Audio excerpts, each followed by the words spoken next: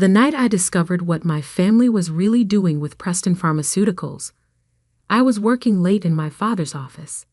As chief financial officer and the CEO's daughter, I had access to everything, or so they thought. "Julia, honey, you work too hard," Dad always said, patting my shoulder with paternal pride. "Just like your old man." What he really meant was, stay busy with the obvious tasks. Don't look too closely at the hidden ones. Don't question why certain numbers didn't add up, or why some files were marked executive access only. But that night, exhausted and frustrated after another board meeting where my concerns had been dismissed, I decided to look closer. The irregularities had been bothering me for months. Clinical trial results that seemed too good to be true. Research budgets that fluctuated wildly.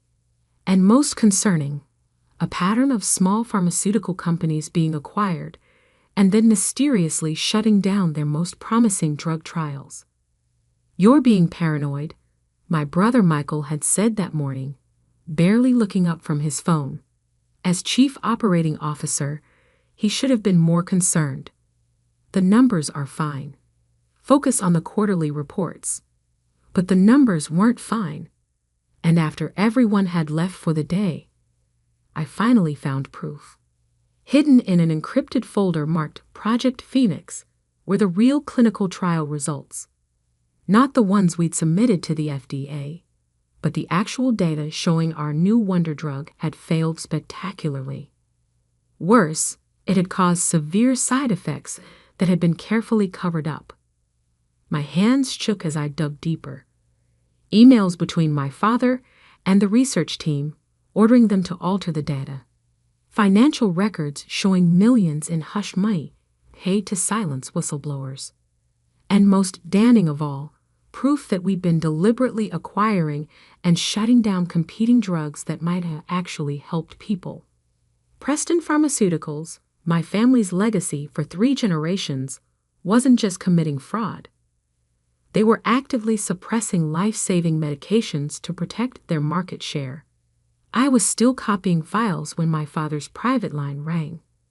The caller ID showed M. Chen, Martin Chen, our head of security. "Sir," Chen's voice echoed through the speaker. The system flagged unauthorized access to Project Phoenix files. My blood ran cold. I hadn't considered that the files might be monitored. "From where?" Dad's voice was sharp. "Your office computer, sir. Started about an hour ago." A pause. "Julia." "Yes, sir. Should I?" "No. I'll handle it. But put the plan in motion, just in case." The plan. Something in his tone made me move faster, copying everything I could find onto an encrypted drive. I had just pulled the drive free when the office door opened. Dad stood there, still in his dinner jacket from the charity gala he'd attended. His face was calm, but his eyes were steel. "Working late, sweetheart?" "Just catching up on some reports," I said, slipping the drive into my pocket. He stepped into the office, closing the door behind him. Funny thing about reports, they usually don't require accessing classified research files. "Dad, how much did you see?" I met his gaze steadily. "Enough." He nodded slowly, as if I'd confirmed something. "I was afraid of this. You always were too smart for your own good." "The trials failed," I said. "People died, and you covered it all up. We did what was necessary." "Necessary?" My voice rose. "You buried evidence that could have saved lives. You're still marketing that drug as safe. Keep your voice down." He moved to his desk, pressed a button on his phone. "Martin, proceed." The office door opened again. Martin Chen entered, followed by 2 men I'd never seen before. "What's going on?" I asked, though I already knew. "You're having a breakdown," Dad said softly. The The stress of the job, the responsibility, it's all become too much. I'm not. The private facility is very discreet. He continued as if I hadn't spoken. You'll have the best care money can buy. I backed away from the approaching men. You can't do this. Of course I can. I'm your father. His smile was gentle, reasonable. I'm protecting you, just like always. By committing fraud, by hurting people, by building something that will last. His voice hardened. Something you're now threatening to destroy. I lunged for the door, but Chen was faster. His grip on my arm was professional, impersonal. Your choice, Dad said. Go quietly to the facility, rest, recover. $2 million in a private account when you're better. Or, the threat hung in the air. I thought of the whistleblowers who'd been silenced. How many of them had simply disappeared? How long? Until you're well again. He meant, until they were sure I wouldn't talk. I let my shoulders slump, projecting defeat. Can I at least pack a bag? Already taken care of. Chen gestured to the door where a small suitcase waited. They planned this. Probably had it ready for weeks, just in case. Julia. Dad's voice softened. This is for the best. The company, our family's legacy. It's bigger than any one person. I looked at him, really looked at the man who taught me right from wrong, who'd encouraged me to always tell the truth. Now he was burying the truth along with his daughter's freedom. You'll see, he said. In time, you'll understand. I let Chen lead me out, past the family photos on the wall.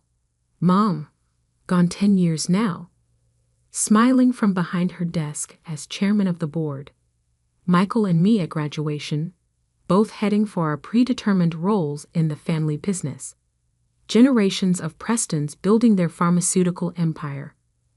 All of it built on lies. The drive felt heavy in my pocket as we took the private elevator to the garage. They hadn't searched me. Why would they? I was just their broken little girl, having a mental health crisis. Chen's men escorted me to a waiting car with tinted windows. As we pulled away from Preston Pharmaceuticals' gleaming headquarters, I caught my father watching from his office window. He raised his hand in what looked like a wave goodbye. He had no idea it was really goodbye. The facility is very comfortable, Chen said from the front seat. Private room, garden access, all the amenities. I said nothing, letting them think I was sedated by whatever they'd slipped into my water back in Dad's office. Amateur move, really. I'd seen it coming and only pretended to drink. 3 hours later, they delivered me to Aurora Grove Wellness Center, a beautiful estate nestled in the Berkshire Mountains. The kind of place rich families sent their problems to disappear. Welcome, Miss Preston, the intake nurse said warmly. We'll take good care of you. I'm sure you will, I thought. Right up until I escape. The drive was still in my pocket, heavy with secrets that could bring down an empire. My father thought he was buying my silence with $2 million and a padded cell. What he'd really done was give me everything I needed to destroy him. I smiled at the nurse, playing my role. Thank you. I'm so tired. Of course you are, dear. Let's get you settled.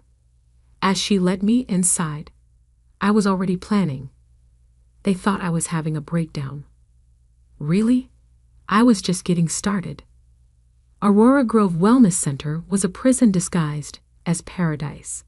The gardens were beautiful, the staff unfailingly polite, and every window was fitted with unbreakable glass. Your father calls daily to check on your progress, Dr. Wells told me during our morning session. He's very concerned about your delusions. I smiled vacantly, playing the dutiful patient. The medication helps. Everything seems clearer now. She made a note in her file. They all loved making notes, documenting my supposed recovery from paranoid fantasies about corporate fraud. What they didn't know was that I was documenting everything too. The drive with Preston Pharmaceuticals' secrets was safe, hidden in the one place they'd never check. Inside the cheap plastic cross I'd been allowed to keep for religious comfort. But that wasn't the only evidence I was gathering. Every day, I added to my mental inventory of Aurora Grove, staff rotations, security protocols, delivery schedules. I made friends with other patients, particularly those who had their own reasons to want out. Like Sophia, a hedge fund manager's wife who'd threatened to expose his Ponzi scheme. They all said I was crazy too. She whispered during art therapy. Turns out being right looks a lot like being insane. Or Marcus, a former tech executive whose depression coincided with discovering his company's data mining operations. He taught me to hack the facility's supposedly secure Wi-Fi during our shared recreation time. The best prison, he explained, is one where the inmates think they deserve to be there. I also had an unexpected ally on the outside, Sarah Zhang, a junior researcher who'd worked on the failed drug trials.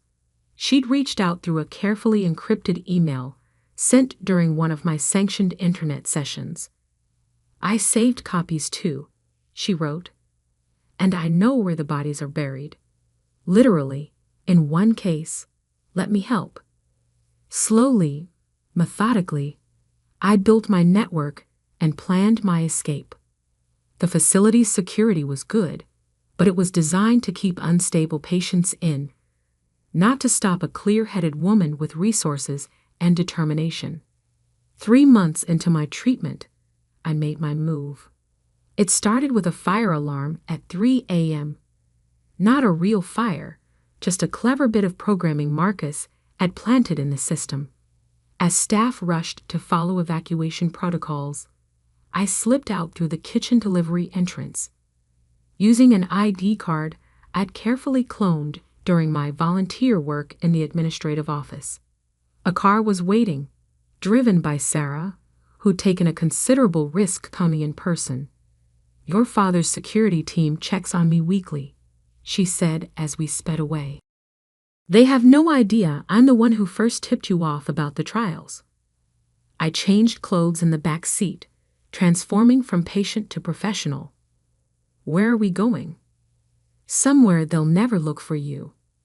That somewhere turned out to be a small tech startup in Seattle, run by Marcus's former protégé. They needed a CFO who understood both finance and ethics. I needed a base of operations and legitimate income that couldn't be traced to Julia Preston. Emma Walsh was hired the next day, her impeccable references and background all carefully constructed by Marcus's network of disillusioned tech experts.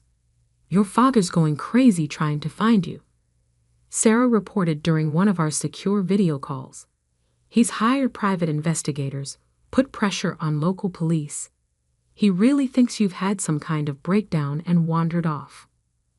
"What about Michael?" "Your brother's been named interim CFO. She hesitated. "He's pushing forward with new trials. More aggressive ones." My hands clenched. "More cover-ups?" "Worse. They're testing on vulnerable populations. People who won't be missed if something goes wrong." I had to move carefully. Simply exposing the evidence wasn't enough. Preston Pharmaceuticals had too many friends in high places, too many ways to bury the truth. I needed to build an airtight case that not even their army of lawyers could dismantle. For 2 years, I lived as Emma Walsh, earning trust and respect in Seattle's tech community while quietly gathering more evidence. Sarah kept me updated on Preston Pharmaceuticals' activities, documenting every violation, every cover-up. Marcus, who'd engineered his own recovery and release, helped me establish secure communication channels with other whistleblowers. Former employees, research subjects, family members of victims, all with pieces of the puzzle. Sophia, now free and divorced, used her financial expertise to trace the money trails. Shell companies, offshore accounts, slush funds for bribes. It was all documented and verified. "They're getting sloppy," she reported. "Your brother doesn't have your head for numbers. He's leaving traces everywhere." The final piece came from an unexpected source, my mother's old assistant, now retired. She contacted me through Sarah, revealing that my mother had kept her own secret files before her convenient heart attack 10 years ago. She knew something was wrong with the trial data, the assistant said. She was going to expose it all. Then suddenly she was dead. Natural causes, they said. But nothing about Preston Pharmaceuticals was natural. I received regular updates about my family from Sarah. Dad was showing signs of strain, drinking more, sleeping less. Michael was living large on company money, dating supermodels, making increasingly erratic decisions. "They think they're invincible," Sarah said. "The great Preston family, above the law." "Everyone's invincible until they're not," I replied. By the 3rd year, my case was solid. Every piece of evidence verified, every witness prepared, every document authenticated. The SEC was quietly building their own investigation based on anonymous tips, and the FDA was reviewing the trial data with growing concern. It was time. I chose the annual shareholders meeting for my return. Dad always made it a big event. Hundreds of investors, media coverage, a celebration of Preston Pharmaceuticals' continued dominance of the industry. This year would be different. I stood in front of my hotel mirror, transforming back into Julia Preston. The Seattle tech executive disappeared, replaced by the prodigal daughter returned from her breakdown. My phone buzzed. "Sarah, security's been updated since you left. New protocols, new team."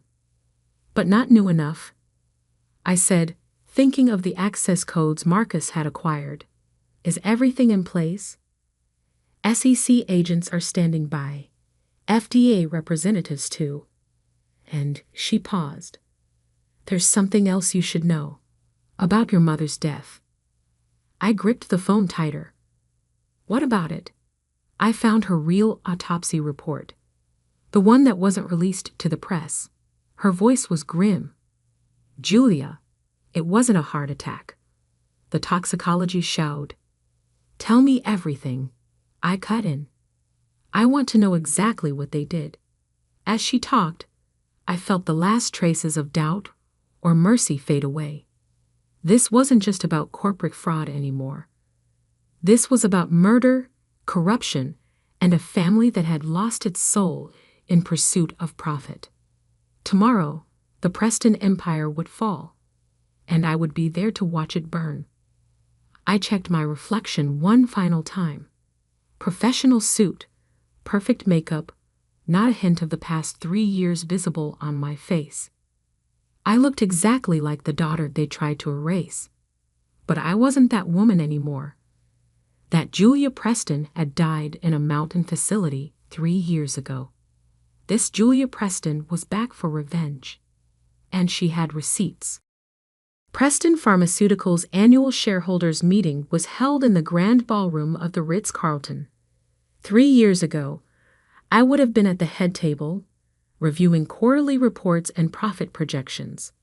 Today, I watched from the lobby as investors filed in, all eager to hear about another record-breaking year. If they only knew what their money was really funding. "SEC agents are in position," Sarah murmured through my earpiece. "FDA representatives too, just waiting for your signal." I checked my phone one last time. Everything was ready. The evidence organized, the witnesses prepared, the regulatory agencies standing by. 3 years of work culminating in the next hour. any sign of security noticing me?" I asked, adjusting my visitor's badge. Amazing what Marcus's hacking skills could accomplish. "They're watching for Julia Preston, the mental patient," Sarah replied. "Not Julia Preston, the corporate executive.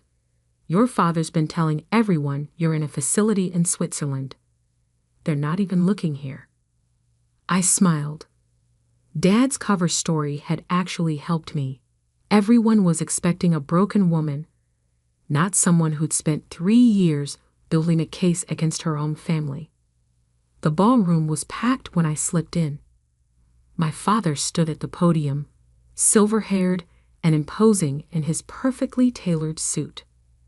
Michael sat to his right, scrolling through his phone with his usual bored expression. "Preston Pharmaceuticals continues to lead the industry in innovative treatments," Dad was saying. "Our latest drug trials show unprecedented success rates." I thought of the real trial data hidden in my encrypted files, the covered-up deaths, the falsified results. "And now," he continued, "I'm pleased to announce our newest initiative." "Actually," I said, standing up in the middle of the crowd, "I'd like to make an announcement first." The room fell silent. Dad squinted into the audience, not recognizing me at first. Then his face went pale. "Julia?"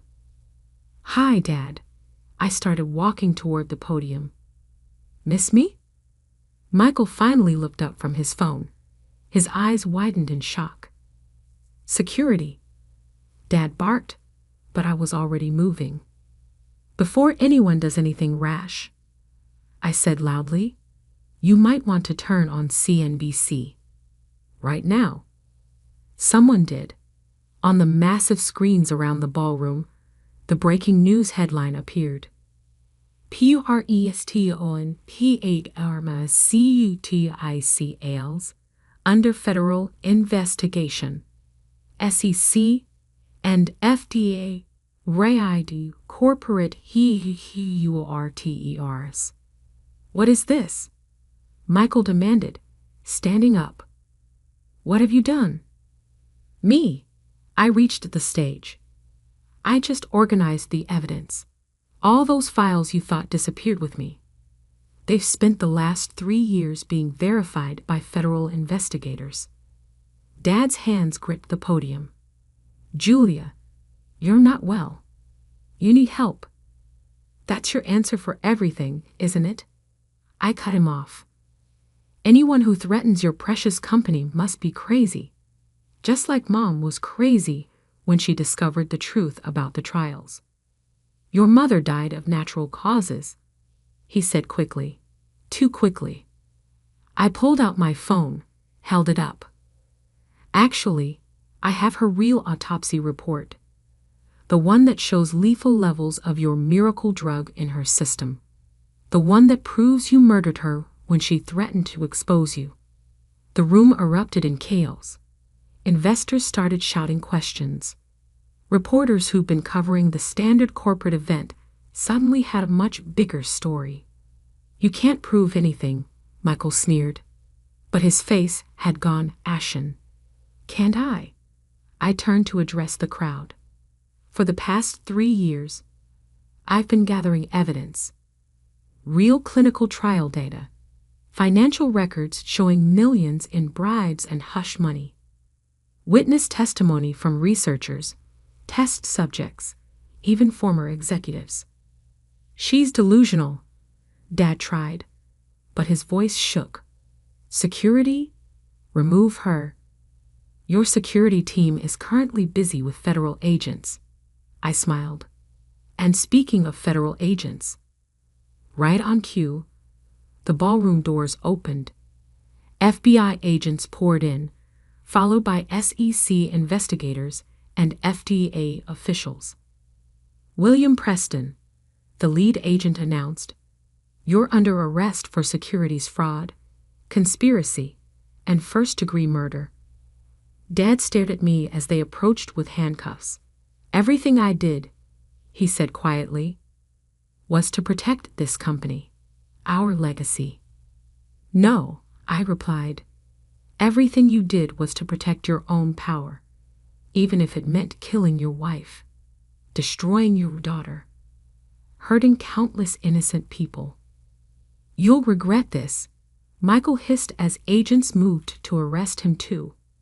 You're nothing without this family.